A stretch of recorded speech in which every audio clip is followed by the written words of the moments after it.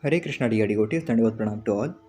So today we are reading from the book Kṛṣṇa, the Supreme Personality of Godhead, written by His Divine Grace A.C. Bhaktivedanta Swami Śrila Prabhupāda. So we are reading chapter number 18, Killing the Demon Pralambāsura. After extinguishing the devastating fire, Kṛṣṇa, surrounded by his relatives, friends, cows, calves and bulls, and glorified by his singing friends, again entered Vrindavan, which is always full of cows. While Kṛṣṇa and Balaram were enjoying life in Vrindavan in the midst of cowherd boys and girls, the season gradually changed to summer. The summer season in India is not very much welcome because of the excessive heat. But in Vrindavan, everyone was pleased because summer there appeared just like spring. This was possible only because Lord Kṛṣṇa and Balaram, who are the controllers even of Lord Brahma and Lord Shiva, were residing there.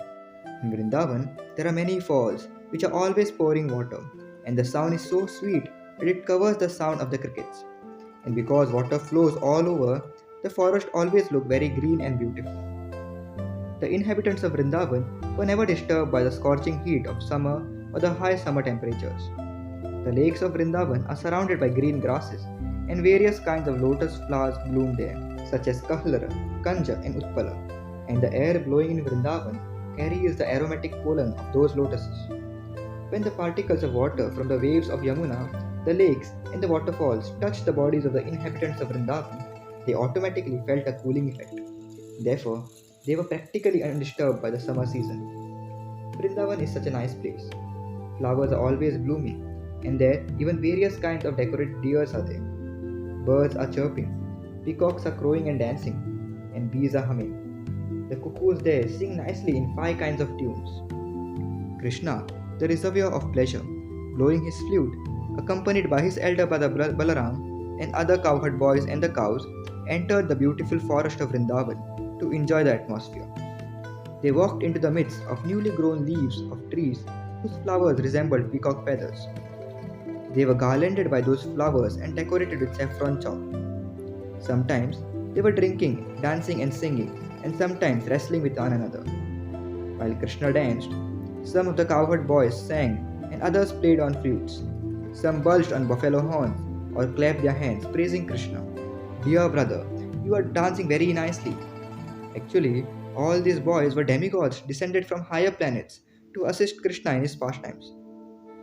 The demigods grabbed the dress of cowherd boys by encouraging Kṛṣṇa in dancing, just as one artist encourages another with praise. Up to that time, neither Balaram nor Kṛṣṇa had undergone the hair-cutting ceremony. Therefore, their hair was clustered like crow's feather. They were always playing hide and seek with their boyfriends or jumping or fighting with them. Sometimes, while his friends were chanting and dancing, Kṛṣṇa will praise them. My dear friends, you are all dancing and singing very nicely. The boys played at catching balls with fruits such as bale and amalaka. They played blind man's buff, challenging and touching one another. Sometimes they imitated the forest deer and various kinds of birds. They joked with one another by imitating croaking frogs, and they enjoyed swinging underneath the trees. Sometimes they would play amongst themselves like a king and his subjects. In this way, Balaram and Kṛṣṇa, along with their all friends, played all kinds of sports and enjoyed the soothing atmosphere of Vrindavan, full of rivers, lakes, rivulets, fine trees and excellent gardens filled with fruits and flowers. Once, while the boys were engaged in their transcendental pastimes, a great demon named Pralambāsura entered their company, desiring to kidnap both Balaram and Kṛṣṇa. Although Kṛṣṇa was playing the part of cowherd boy, as the Supreme Personality of Godhead, he could understand everything, past, present and future. So when Pralambāsura entered their company, Kṛṣṇa began to think how to kill the demon. But externally, he received him as a friend. "Oh my friend," he said, "it is very good that you have come to take part in our pastimes."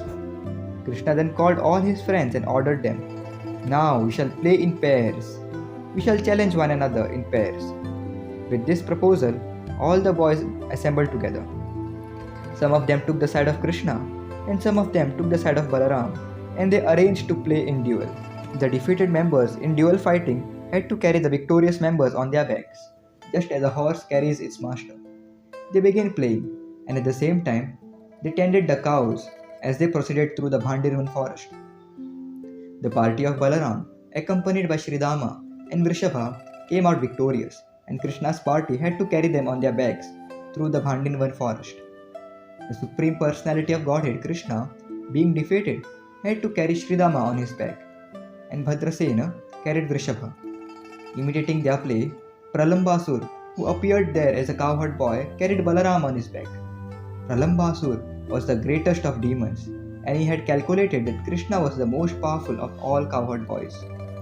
In order to avoid the company of Krishna, Pralambāsura carried Balaram far away.